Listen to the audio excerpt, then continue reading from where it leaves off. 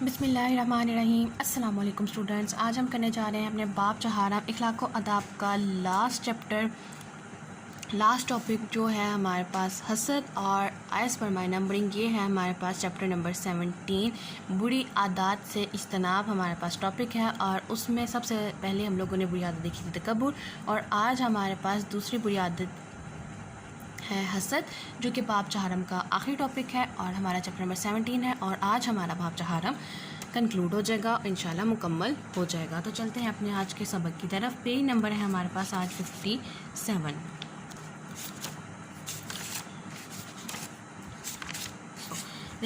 یہ ہے ہمارا آج کا سبق، بری عادات سے اجتناب حسد۔ وہی اپنا طریقہ کار اپناتے ہوئے سب سے پہلے ہم لوگ چیپٹر کو ریڈ آؤٹ کریں گے، اس میں کچھ امپورٹنٹ پوائنٹس دیکھیں گے جو شارٹ آنسرز اور ایم سی کیوز کے پرسپیکٹیو سے امپورٹنٹ ہوں گے۔ اس کے بعد ہم موو کریں گے اپنے مشق کی طرف، جس میں ہمارے پاس شروع سے 3 چیزیں آ رہی ہیں: M C Qs, short answers اور لانگ کوسچن۔ اسٹارٹ کرتے ہیں سب سے پہلے اپنی ریڈنگ سے۔ حسد سے مراد وہ کیفیت ہے جس میں ایک انسان کسی دوسرے کے پاس اللہ تعالیٰ کی عطا کی ہوئی نعمت پر خوش نہیں ہوتا، بلکہ یہ خیال کرتا ہے کہ کاش اس کے پاس یہ نعمت نہ ہوتی، یا کاش دوسرے سے یہ نعمت چھین لی جائے۔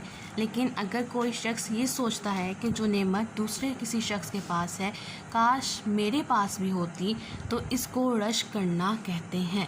تو اس پیراگراف میں ہمارے پاس 2 چیزیں ہیں، حسد اور رشک۔ حسد سے کیا مراد ہے کہ آپ کے دل میں خواہش پیدا ہونا کہ آپ کسی سے یہ نعمت چھین لیں۔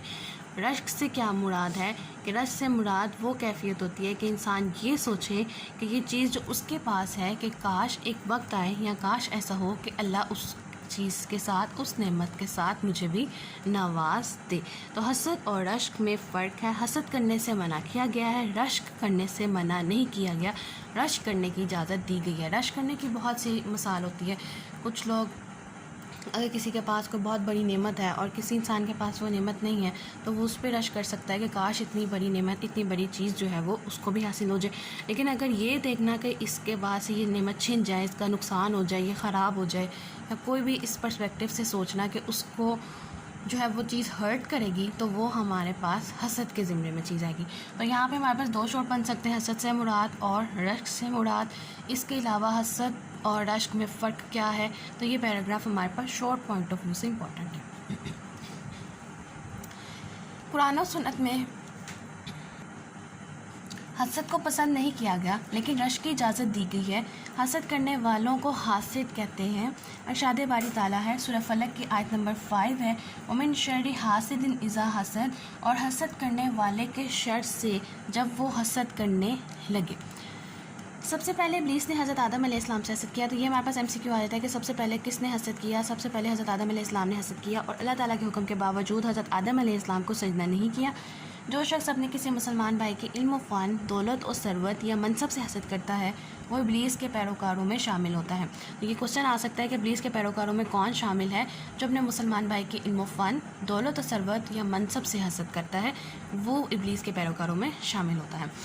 نبی کریم صلی اللہ علیہ وسلم نے ارشاد فرمایا، حسد سے بچو، حسد نیکیوں کو اس طرح کھا جاتا ہے جس طرح آگ لکڑی کو کھا جاتی ہے۔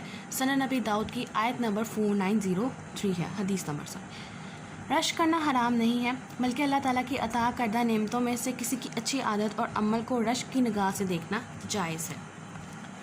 نبی کریم صلی اللہ علیہ وسلم نے رشک کے جائز ہونے کے حوالے سے ارشاد فرمایا، صحیح بخاری کی حدیث نمبر 7529 ہے، رشک کے قابل تو 2 ہی آدمی ہیں، ایک وہ جسے اللہ نے قرآن دیا اور وہ اس کی تلاوت رات دن کرتا رہتا ہے، اور دوسرا وہ جسے اللہ نے مال دیا ہو اور وہ اسے اللہ کی راہ میں دن رات خرچ کرتا رہا۔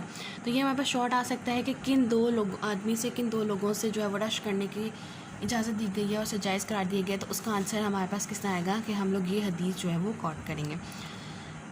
اگلا جو پیراگراف ہے اس میں ہمارے پاس حسد کی وجوہات کو بیان کیا گیا ہے۔ حسد کی سب سے بڑی وجہ یہ ہے کہ حاسد خود محنت نہیں کرتا، اگر وہ محنت کرتا ہے تو اس کے پاس بھی اللہ کی نعمتیں ہوتی اور وہ حسد کی آگ میں نہ جلتا۔ دوسری وجہ دعا نہ کرنا ہے۔ اس کے علاوہ دشمنی کے جذبات، حب دنیا، ہر وقت مال اور عہدے کے لالچ میں مست رہنا حسد کی بنیادی علامت ہے۔ تو حسد کی بنیادی علامات جو ہے یہ بھی ہمارے پاس شارٹ آ سکتا ہے، تو وہ کیا ہے گی؟ علامات کیا ہیں؟ دشمنی کے جذبات، حب دنیا اور ہر وقت مال اور عہدے کے لالچ میں مست رہنا حسد کی اہم وجوہات یا علامات ہیں۔ حسد کا تعلق دل سے ہے، افعال سے نہیں، لہٰذا جو شخص کسی بھی مسلمان کی برائی چاہے وہ حاسد ہے۔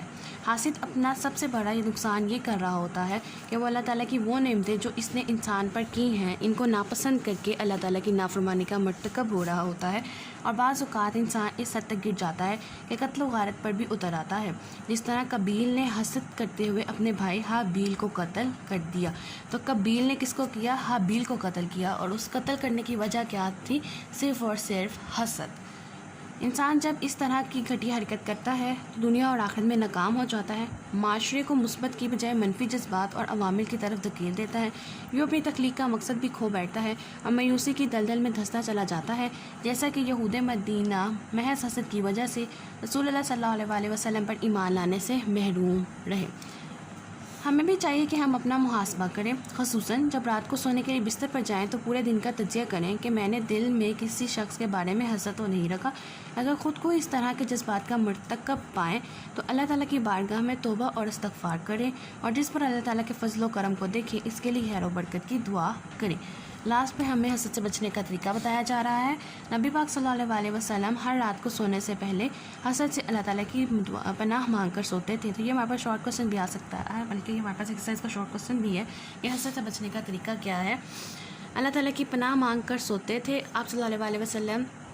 معوذین کون سے ہوتے ہیں؟ سورہ فلق اور سورہ ناس اور آیت الکرسی پڑھتے اور اپنے ہاتھ پر پھونک مار کر پورے جسم پر ملک لیتے تھے۔ تو ہمارے پاس یہ پوچھا جا سکتا ہے کہ معوذین کون سے ہیں یا کون کون سے ہوتے ہیں؟ تو سورہ فلق اور سورہ ناس۔ ہمیں چاہیے، آگے اب ہمارا چیپٹر کنکلوڈ ہو رہا ہے، ہمیں چاہیے کہ ہم قرآن و سنت کی تعلیمات پر عمل کرتے ہوئے حسد سے بچیں تاکہ دنیا اور آخرت میں کامیاب ہو سکیں، جس پر اللہ تعالیٰ کے فضل و کرم کو دیکھیں، اس کے لیے خیر و برکت کی دعا کریں تاکہ وہ دنیا اور آخرت میں کامیاب ہو سکے۔ اسٹوڈنٹس، یہ تھی ہمارے پاس بری عادات سے اجتناب کا دوسرا پارٹ حسد، اور باب 4 کا لاسٹ چیپٹر تھا، اور ہمارے پاس آج باب 4 کمپلیٹ ہو گیا، اور یہ ہمارے پاس ریڈنگ تھی۔ ہم لوگوں نے کچھ امپورٹنٹ پوائنٹس دیکھے جو کہ امپورٹنٹ ہے ہمارے پاس شارٹ اور MCQs کے پوائنٹ آف ویو سے۔ اب آگے چلتے ہیں ہم اپنی مشق کی طرف، اور مشق میں ہمارے پاس سب سے پہلے MCQs۔ ابلیس نے کس سے حسد کیا؟ حضرت آدم علیہ السلام سے۔ حسد نیکیوں کو اس طرح کھا جاتا ہے جیسے آگ لکڑی کو۔ کائنات میں سب سے پہلے قتل کی وجہ کیا تھی؟ حسد، جیسے حابیل اور قابیل والی ریزن تھی ہمارے پاس۔ جب حابیل قتل ہو گیا، قابیل نے حابیل کو قتل کر دیا حسد کی وجہ سے۔ یہود مدینہ کس وجہ سے نبی کریم صلی اللہ علیہ وسلم پر ایمان لانے سے محروم رہے؟ حسد کی وجہ سے۔ آگے آ جاتے ہیں ہمارے پاس شارٹ کوسچنس۔ شارٹ کوسچن میں سب سے پہلے ہمارے پاس شارٹ ہے، حسد کا معنی اور مفہوم بیان کریں، اور اس کا آنسر ہے ہمارے پاس پیج نمبر 57، پہلا پیراگراف۔ حسد سے مراد وہ کیف ہے جس میں انسان کسی دوسرے کے پاس اللہ تعالیٰ کی عطا کی ہوئی نعمت پر خوش نہیں ہوتا، بلکہ یہ خیال کرتا ہے کہ کاش میں اس کی نعمت کاش اس کے پاس یہ نعمت نہ ہوتی اور کاش اسے چھین لی جاتی۔ لیکن اگر کوئی شخص یہ سوچتا ہے کہ جو نعمت دوسرے کسی کے پاس ہے کاش میرے پاس بھی ہوتی، تو اس کو رشک کرنا کہتے ہیں۔ تو یہ ہمارے پاس پہلے شارٹ کا آنسر ہے۔ دوسرا شارٹ آ جاتا ہے رشک اور حسد میں فرق کیا ہے؟ اس کا آنسر بھی پہلا جہاں تک ہم لوگوں نے فرسٹ شارٹ کیا وہیں تک ہمارے پاس سیکنڈ شارٹ آئے گا۔ اس کے بعد مزید تھوڑی سی ایڈیشن کریں گے۔ قرآن و سنت میں حدیث کو پسند نہیں کیا گیا، لیکن رشک کی اجازت دی گئی ہے۔ حسد کرنے والے کو حاسد کہتے ہیں۔ ارشاد باری تعالیٰ ہے، آپ یہ لکھ سکتے ہیں، اور حسد کرنے والے کے شرط سے جب وہ حسد کرنے لگے۔ اس کے بعد آپ یہ ابلیس کا بتا سکتے ہیں، اور لاسٹ پہ رشک کرنا حرام۔ اگر یہ نہیں بتائیں گے تو صرف یہ لائن لکھیں، اس کے بعد یہ آیت لکھیں، اور لاسٹ پہ لکھ دیں کہ رشک کرنا حرام نہیں ہے، بلکہ اللہ تعالیٰ کی عطا کردہ نعمتوں اور کسی کی اچھی عادت اور عمل کو رشک کی نگاہ سے دیکھنا جائز ہے۔ تھرڈ شارٹ آ جاتا ہے ہمارے پاس، حسد کے 2 نقصانات تحریر کریں۔ حسد کے 2 نقصانات ہیں ہمارے پاس۔ پیج نمبر 58، حاسد اپنا سب سے بڑا نقصان یہ کر رہا ہوتا ہے کہ وہ اللہ تعالیٰ کی وہ نعمتیں جو اس نے انسان پر کی ہیں ان کو ناپسند کر کے اللہ تعالیٰ کی نافرمانی کا مرتکب ہو رہا ہوتا ہے، اور بعض اوقات انسان اس حد تک گر جاتا ہے کہ قتل و غارت پر بھی اتر آتا ہے، جس طرح قابیل نے حسد کرتے ہوئے اپنے بھائی حابیل کو قتل کر دیا۔ انسان جب اس طرح کی گھٹیا حرکت کرتا ہے تو دنیا اور آخرت میں ناکام ہو جاتا ہے، معاشرے کو مثبت کی بجائے منفی جذبات اور عوامل کی طرف دھکیل دیتا ہے، یوں اپنی تخلیق کا مقصد بھی کھو بیٹھتا ہے اور مایوسی کے دلدل میں دھنستا چلا جاتا ہے، جیسا کہ یہود مدینہ محض حسد کی وجہ سے رسول اللہ صلی اللہ علیہ وسلم پر ایمان لانے سے محروم رہے۔ یہ ہے ہمارے پاس تھرڈ شارٹ کا آنسر۔ نیکسٹ ہمارے پاس فورتھ آ جاتا ہے، حسد کی 2 وجوہات بیان کریں، اور اس کا آنسر ہے ہمارے پاس پیج نمبر 58 سیکنڈ پیراگراف۔ کہ سب سے بڑی وجہ یہ ہے کہ حاسد خود محنت نہیں کرتا، اور محنت کرتا ہے تو اس کے پاس اللہ تعالیٰ کی نعمتیں ہوتی ہیں اور وہ حسد کی آگ میں جلتا نہ۔ دوسری وجہ یہ ہے کہ وہ دعا نہیں کرتا، اس کے علاوہ دشمنی کے جذبات اوپر دنیا اور ہر وقت مال اور عہدے کے لالچ میں مست رہنا حسد کی بنیادی علامت ہے، اور حسد کا تعلق دل سے یا افعال سے نہیں، لہٰذا جو شخص کسی بھی مسلمان کی برائی چاہے وہ حاسد ہوتا ہے۔ لاسٹ آ جاتا ہے ہمارے پاس سنت نبی صلی اللہ علیہ وسلم کی روشنی میں حسد سے بچنے کا کیا طریقہ ہے، اور اس کا آنسر لاسٹ میں ہمارے پاس گیون ہے کہ نبی پاک صلی اللہ علیہ وسلم ہر رات کو سونے سے پہلے حسد سے اللہ تعالیٰ کی پناہ مانگ کر سوتے تھے۔ آپ صلی اللہ علیہ وسلم ماؤز 3 سورہ فلق اور سورہ ناس اور آیت الکرسی پڑھتے اور اپنے ہاتھ پر پھونک مار کر پورے جسم پر مل لیتے تھے۔ یہ ہے ہمارے پاس حسد سے بچنے کا طریقہ۔ لاسٹ آ جاتا ہے ہمارے پاس تفصیلی جواب، اور تفصیلی جواب میں پہلا ہے ہمارے پاس حسد کے بارے میں قرآن و سنت کی تعلیمات پر روشنی ڈالیں، اور اس کا آنسر ہے جو ہمارے پاس یہ پورا چیپٹر ہمارے پاس اس کا آنسر ہے، اور اس کے اوپر میں نے ہیڈنگس کریٹ کر دی ہیں۔ سب سے پہلے آپ بیان کریں گے حسد کا مفہوم، جیسے میں سٹارٹ سے آپ لوگوں کو کہہ رہی ہوں کہ تعارف اور حاصل کلام، یہ دو چیزیں اپنی لانگ کوسچن میں لازمی شامل کر لیں، اس سے بہت اچھا امپریشن پڑتا ہے جو آپ کا پیپر چیک کر رہا ہوتا ہے۔ سب سے پہلے آ جائے گا تعارف میں ہمارے پاس حسد کا مفہوم، رشک سے مراد، پھر آپ لکھیں گے یہاں سے حسد کا مفہوم جو ہے وہ یہاں سے لے کے یہاں تک آئے گا، یہ نعمت چھین لی جائے۔ رشک سے مراد جو ہے وہ یہاں تک سے سٹارٹ ہوگا کہ کوئی شخص اور رشک کرنا کہتے ہیں۔ اس کے بعد آپ لکھیں گے قرآنی تعلیمات، قرآنی تعلیمات میں یہ صرف ایک ہی قرآنی آیت دی گئی ہے۔ اس کے بعد آپ لوگ ایڈ کریں گے کہ حدیث کی روشنی میں حسد کی ممانت، کہ کیسے حدیث کی روشنی میں آپ صلی اللہ علیہ وسلم نے حسد کی جو ہے وہ ممانت کی گئی ہے۔ اس میں ہمارے پاس 2 حدیثیں آ جائیں گی، سنن ابی داؤد کی 4903 اور صحیح بخاری کی حدیث نمبر 7529۔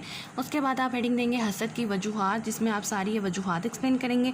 پھر ہمارے پاس آ جائیں گے نقصانات، اس میں یہ سارے نقصانات آ جائیں گے۔ لاسٹ میں ہمارے پاس آ جائے گا حسد سے بچنے کا سنت طریقہ یا حسد سے بچنے کا طریقہ، اس میں ہمارے پاس یہ ماؤزدین والی ساری حدیث آ جائے گی، اور لاسٹ میں ہمارے پاس آ جاتا ہے حاصل کلام۔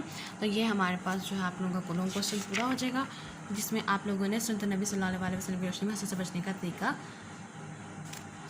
حسد کے بارے میں قرآن و سنت کی تعلیمات پر روشنی ڈالنی تھی۔ تو یہ ہمارے پاس کا لانگ کوسچن، اور بہت چھوٹا سا اور ایزی سا چیپٹر تھا، کوئی مشکل چیز اس میں نہیں تھی، اور مجھے امید ہے کہ آپ سب کو یہ لیکچر سمجھ آ گیا ہوگا۔ ان کیس اگر کوئی کوسچن ہے یا کوئی چیز جو آپ لوگوں کو سمجھ میں نہ آئی ہو یا مجھ سے بتانے میں کہیں پہ رہ گئی ہو تو آپ مجھ سے ضرور پوچھ سکتے ہیں، میں مکمل کوشش کروں گی کہ آپ کو مکمل طور پر گائیڈ کر سکوں۔